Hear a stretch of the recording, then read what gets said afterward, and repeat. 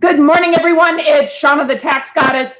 Sorry, with a little bit of a springtime cough, but not COVID, thank goodness. The tax goddess is strong and healthy and here to bring you some information today about PUA versus PPP. We seem to be getting a lot of questions on this subject. People are thoroughly confused. So I wanted to just kind of straighten it out a little bit.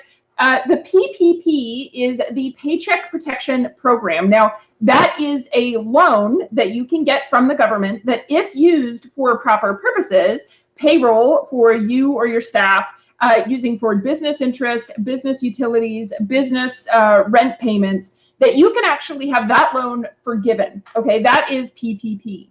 PUA is the Pandemic Unemployment Assurance. It's basically unemployment insurance at the federal level that is being tacked on to your state level unemployment. Okay, so two completely distinct programs. Now, one of the things that we've been hearing a ton is, well, can I have both the PPP and the PUA? When am I supposed to apply for what?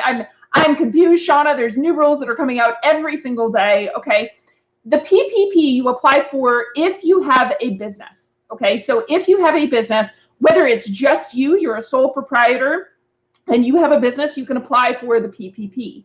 Now, if you use, this is the important crossover here.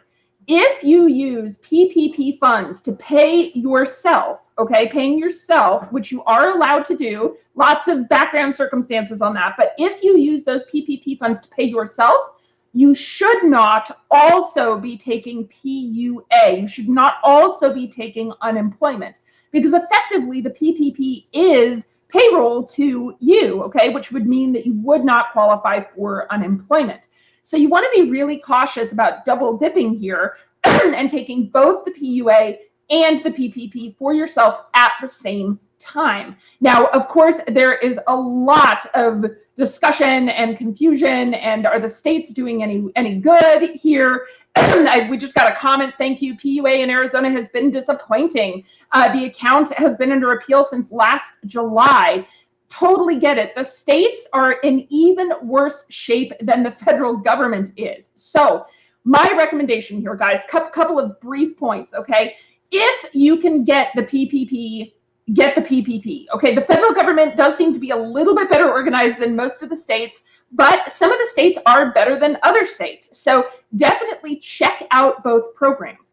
Now, one of the things that I would recommend that you do if you're not sure which way you should go, should I go with the PUA or should I go with the PPP program, find out the details for both. Call your state unemployment agency and find out how much you personally qualify for under the PUA program. It should be an additional $400 from the federal government on top of your state unemployment.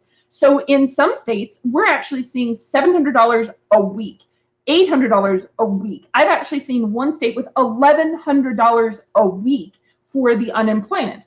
If you're going to get more money under unemployment, why would you get the PPP? Okay, now, guys, I'm not trying to turn this into a political argument, whether you believe in the unemployment system or not. At this point, cash is king. You guys know that I thoroughly believe that cash is king. And as small business owners, you guys are getting trampled from every single side, okay?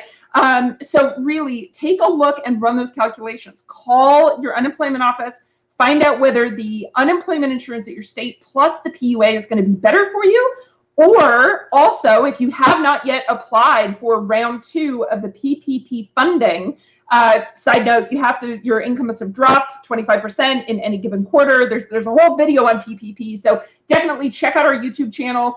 Side note, like, subscribe, love. We would love the feedback, guys. If you're not on YouTube, Tax Goddess, you can always find us. But take a look and actually run that analysis. Which one is going to be better for you? If you're using the PPP, big side note, if you use the PPP and you use it for the proper purposes, the loan is supposed to be forgivable. That is, as it stands under the current law, and the forgiveness is not taxable, which effectively means that's free money. Versus unemployment insurance, you do have to pay taxes on. So there's a kind of a calculation here. As always, guys, reach out to your CPA and or your fantastic tax strategist.